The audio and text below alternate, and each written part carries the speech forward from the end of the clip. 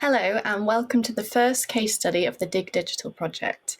DigDigital is an online resource which aims to provide guidance for the creation, management and archiving of digital data in archaeology to meet professional standards. Today we'll be speaking to archaeologists from DigVentures about the Pontefract Castle project. We'll talk about how the normal site processes that DigVentures have embedded around digital data management were applied to include community engagement, information and project evaluation data, and why that was so important for this project. Throughout, we'll be sharing any links and outcomes in the accompanying information for the case study if you'd like to learn more. Today I'm going to be talking to Manda Forster, who's the Chief Operating Officer, and Nat Jackson, who's the Project Officer for Archaeological Fieldwork. So if you guys want to take it away, if you'd like to start by introducing the organisation and the Pontefract project. Thank you, Ginny. So DigVentures is a social business. We develop participatory approaches to archaeology. So we work mainly within community-based heritage projects, but we also do a lot of policy work and we do tender for projects and development-funded projects. So one of those was delivered between 2019 and 2022 and was the Pontefract Gatehouse project, which is the project we're going to be looking at more closely today. This was commissioned by the Wakefield County Council and Historic England, who also funded the project, but was embedded within a programme of planning-led work. So it was very much a development-led piece of work. We won the tender successfully, and we did that through submitting a project design, but with the method statement or the usual things that you would for a tender. Rather uniquely, in this case, we were asked to provide a communications and an activity plan. So the project brief itself required a programme of community engagement within the archaeological project with meaningful participation as one of the main aims embedded within that project model. So that meant we had to look at not only providing information about the site, but getting people into hands-on activities and evaluating that impact. And Nat can tell you a little bit more about the site itself. Yeah, so the site itself, Pontefract Castle, very famous, very important castle in middle of Yorkshire on the Great North Road. It's got a lot of things going on for it. It's a historic monument, scheduled monument, so we have to think about that as we're digging. A bit of background research into it. We know that there was a lot of Victorian remodelling and romanticising of the ruins that took place in the 19th century. And so we weren't expecting huge amounts of archaeology to be left in situ. However, as we started the excavation, we found this big drawbridge pit and a slight realignment of the gatehouse. Within the drawbridge pit, we had really beautiful stratigraphy that showed us everything from the construction phase of the pit all the way through to the Civil War and the demolition of the castle, and then evidence of the post-medieval activity that took place and modern activity that was taking place on the site. The excavation itself involved 2 weeks of professional archaeologists just doing their thing, having a dig, and then 2 weeks of activities that involved volunteers. They were included in digging, finds washing, finds processing, and various other public engagement activities like drawing what we thought the archaeology was representing, what the castle might have looked like, and things like that. What were the key challenges? For the archive itself, we faced all the same challenges that you do with any archaeological dig. A complex excavation, lots of data, lots of very deep archaeology, lots of different types of evidence in terms of like the built structures as well as the deep stratigraphy and the archaeological finds, of course. But really the difference in this project was that we had the community participatory angle as well, but that needed to form a meaningful part of the archive. So even though we're very used to working with the public, we have a raft of tools in place and policies which support that community work. This was the first time we were actually asked to provide that within the planning context and the digital archive. So the requirement for public benefit and impact beyond providing the technical report itself and the archive meant that we had to include the evaluation data. But I think we've got a little clip from a video just to describe a little bit about what we did with the community from Chris Caswell, who was our site director in the first stages. It's coming to the end of the dig now. We've been here for a month. It's not just the archaeology that's been exciting, it's been really exciting to be able to involve members of the local community. We've had teams of people working on site, helping us to dig down deeper into the history of Pontefract Castle Gatehouse. We've nicely cleaned up most of the trench. The walls are looking great, but we've still got one job left to do, and that's get to the bottom of the drawbridge pit.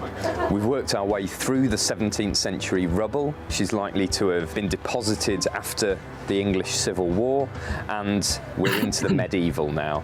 But how deep that goes, we're going to find out. And you can find out if you look in the archive.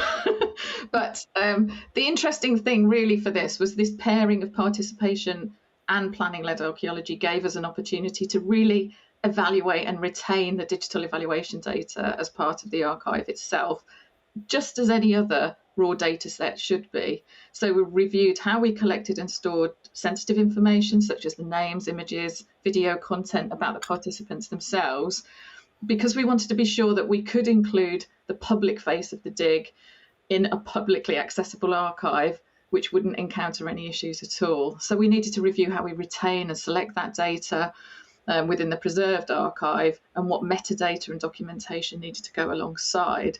The trick really was balancing our desire to make that data available as part of the archive, but not compromising the privacy of our community participants. And what project elements were in place which helped to drive the creation of the digital archive?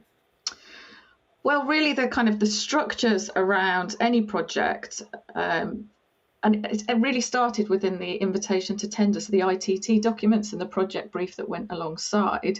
To win that tender, we had to demonstrate that we were able to do the work and how we were going to deliver it. By embedding that requirement within the procurement process itself, Historic England with Wakefield County Council were able to ensure that that side of the project, which was important to them, was in balance with the archaeological requirement itself.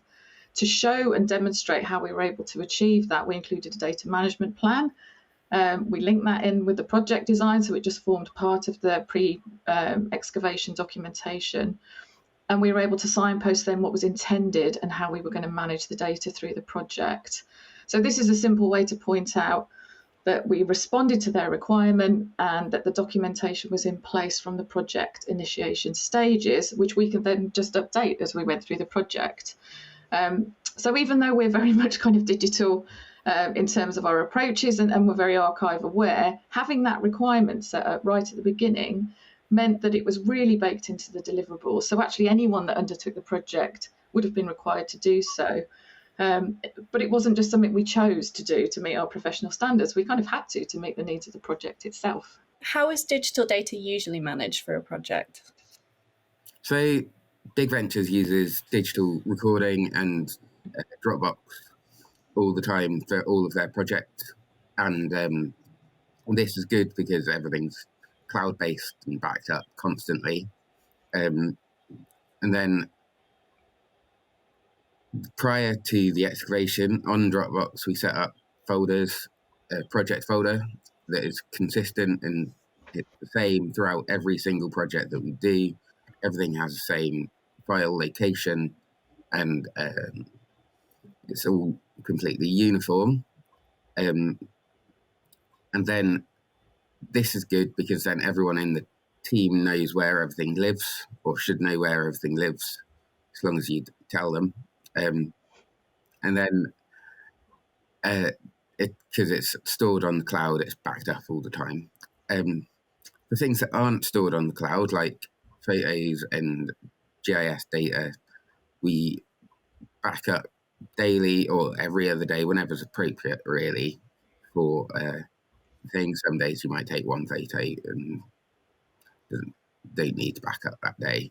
But if you've taken a few hundred photos for 3D modelling, for example, you will want to back up, and you probably will want to check the model worked as well, to make sure that you're not going to lose anything when you go and dig whatever it is that you're digging. With the photos and all the files, we rename them to make them consistent.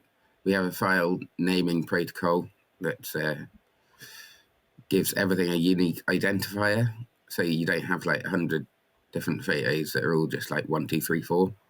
They all have their site code associated with them, and they have the date that the photo was taken associated with them. And this is done, basically, I just dump the photos onto a hard drive as a backup, and then as I'm uploading them into their relevant folders for, say, the modelling or the just record photos, I rename the photos there. This is a good process because it makes you start to think about what photos you actually want to keep and which ones are really rubbish and like somebody's foot or something. I think that's everything. Great. And why was this project different? So in terms of the community archive data, which we've mentioned before, again, it's not unusual for us to collect data and have it in a very organised state because we evaluate every project that we work with community participants on. It has to be organised in a way that can be used in exactly the same way as context record data or archaeological finds information. If it's not organised, it's unusable. So we already know that the level of data collection was fine, and also that how we collect and store data was in line with our privacy policy as well, which is all in line with GDPR, etc.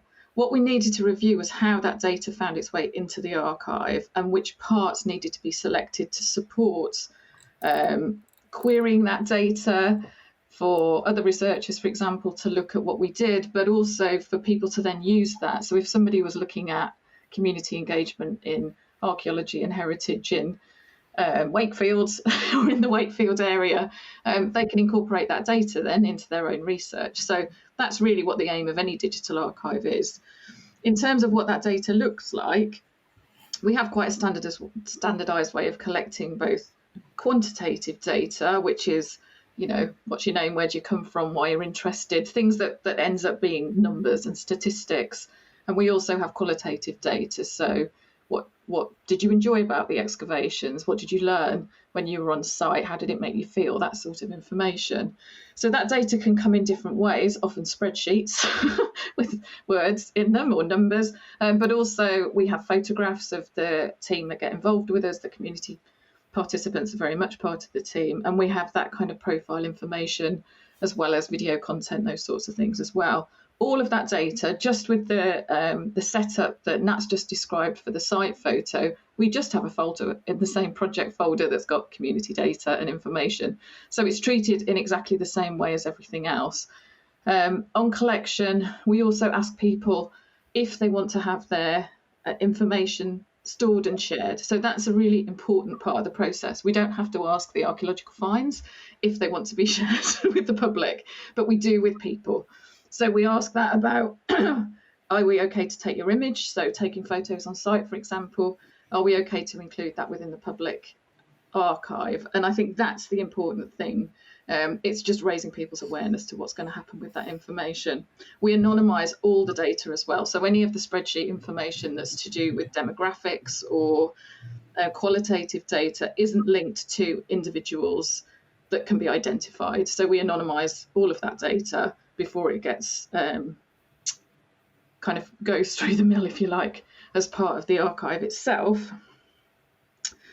And what that ends up looking like, if you just jump over, if we go back into the archive, if you look at the contents of, so this is the pages we've been sharing of the ADS digital archive pages, which are just about finished and ready to be launched. We actually now have a community engagement section within the archive itself, which kind of reflects how the information is stored within our own systems. And that includes activity information, So the kind of things we did with people allows people to kind of do reruns if they like, but also see exactly what we did, as well as the evaluation data. So you can see here we've got all the metadata, the documentation, so the types of questionnaires we ran, as well as the individual files as CSV files, so people can really drill down into what we say and query some of those conclusions, but also reuse the data.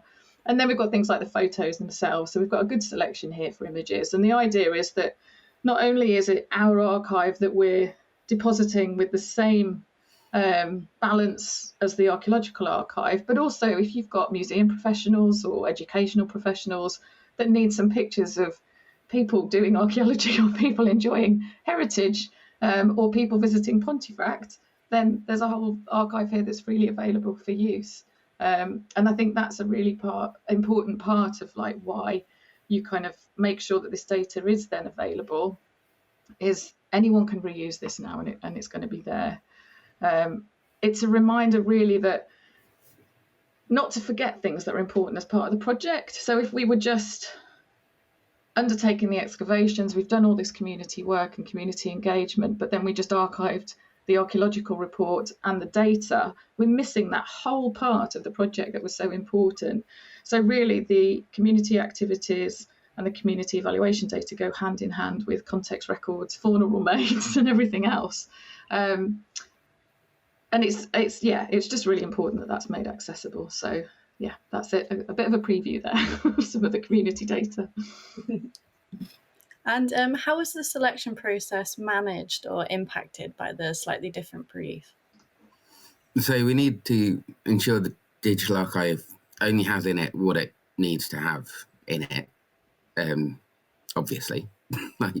And when it comes down to these projects, like every project is different. Everything has its own set of questions around project design. And so like we have to make sure that we cover what was found, what was important, and all the everything around that. The raw data is pulled pretty much daily because you're making context sheets, you're taking photos, you're doing all of that. And you're doing that daily. And then as you're doing that, you're going through and when you're uploading things and putting things into stuff in the post-text process, you'll be going through checking for duplicates or poor quality records or, like as I said before, rubbish photos and things that are slightly blurry or something. And we get rid of that in that hygiene process as we're creating the site archive in the post excavation. For a site like Ponty, we keep most of the data. We need to make sure that any data is uploaded was checked and all the specialists were informed that their reports and everything would be included in the archive. From the start, the data management plan updated at every stage of the process. And so in that, it highlighted the changed anything that changed with the delivery of the project. So everything, any data that was different was added into the management plan as we went along. On collecting data, what we try to do is we try to make sure that as much as possible, any site-specific metadata is included. And this is included in the photographs, as I said before. The photos, their file name has some of the metadata on it, but then as we put things in spreadsheets, all of the metadata lives within that fieldwork spreadsheet. So we have a find spreadsheet and a fieldwork spreadsheet that has all of the data about the context sheets, the feature numbers, the trenches, the samples, and that's all embedded in that spreadsheet. And having the data management plan means your data selection process is recorded throughout the whole project. So selecting data that goes into the archive, The process starts off before the dig with the DMP, outlines what digital data we're collecting, where things are getting stored, gets updated as we go along. And then directly post excavation, this is all tidied up and checked and put into the spreadsheets, and then and organised. All the raw data gets put into that spreadsheet, and then all the data that's relevant to the project is selected for the archive. It's because this is a highly significant archaeological site and scheduled monument. There's high research justification for keeping everything, and the results are important. For example, with Ponty, we've selected everything from the initial tender document through to the WSI, all the specialist reports, project evaluation data, community data, videos, and everything in between in this comprehensive archive. And it's worth noting as well that understanding the metadata and embedding it, that was one of the things we really had to kind of pull into the same level with the community data as it is with the contexts or finds data, for example. So even though we had all of that data really well organised and in quite a good data hierarchy, we hadn't really explored the individual metadata for the fields. So we had to produce that as part of the selection process as well. That was something we realised when we were just kind of organising this last one. But now we've done that, we've got it for every project. So now the metadata is built in. So the next time we deposit our evaluation data, which won't be too far in the future, we already have all of those tools ready to use. So that makes life a lot easier. Fantastic. And as a member of the archaeological community, if I wanted to find out what's included in a digital archive, how would I do that? There's a data paper. We've published a data paper on internet archaeology, which includes the outline of the project, where to find everything related to the project. We've got the data paper, the published paper, and our technical report, and a paper published on public benefit of the site and the excavations. And these are all peer-reviewed papers, which I think is quite important. The data paper itself has a referee from Neil Redfern, who was the Inspector of Ancient Monuments for Yorkshire at the time, and highly involved in the project, and he's now director of CBA.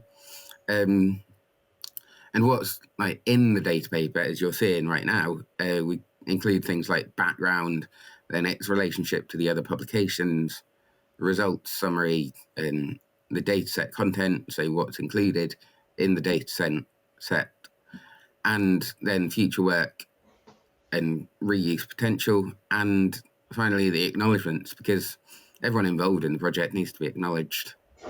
Right? Everyone had a part, everyone played a part. And this paper refers to the data archive, and through that you can click a link to get to the ADS to see the archive. There you go. Perfect. Fantastic. So finally, before we sort of wrap up, I wondered if each of you could share one recommendation or top tip for any team that's sort of looking to embed an open access approach from the outset. I'll start with you, Nat. Just being consistent, really. As long as you're consistent in all your ways that you're doing things, that should make things a lot easier when you're creating spreadsheets and sorting out the data and stuff. And it just helps with staying consistent with metadata and with the technical terms that you're using and where you're storing things. It's just, consistency. Great. And yourself, Amanda? Well, I think consistency is a really good tip, but I think structure as well, and having that infrastructure around you. So embedding the data management plan in the process from the start. If you're in a position of procurement, making sure that there's a requirement to do that would be really helpful, but also thinking about what does that mean in terms of the project. So for us, that meant including the community evaluation data. For other projects, that might be something different. And then the project delivery team, just regularly updating that information, because it becomes a tool that you can use and refer to throughout the project. And I think it also forces you to think about reuse, audiences, which also then helps you think, well, how are people going to use this archive? So how should it be set up? Do we need something like a data paper, for example? So that data management plan is really the key, I think, to getting a good digital archive together. Excellent. Well, thank you both for speaking to me. Now we shall wrap up. So I think overall the things that we can take away from this is that keeping the project brief and the research aims in mind is a really useful approach to any project. And in this case, the public benefit was high up on the list of priorities, and the digital data archive really needed to reflect that. Don't forget the full range of impacts and outcomes a project might have, as well as the more archaeological outputs. The more that we share and make accessible information about public participation and benefit, the more that the sector can demonstrate its value and importance within communities. So thank you again to Manda and Nat for talking to me today and for sharing that. And as I said before, more details on this project and the other case studies that are available are all on the DigDigital website for you to check out.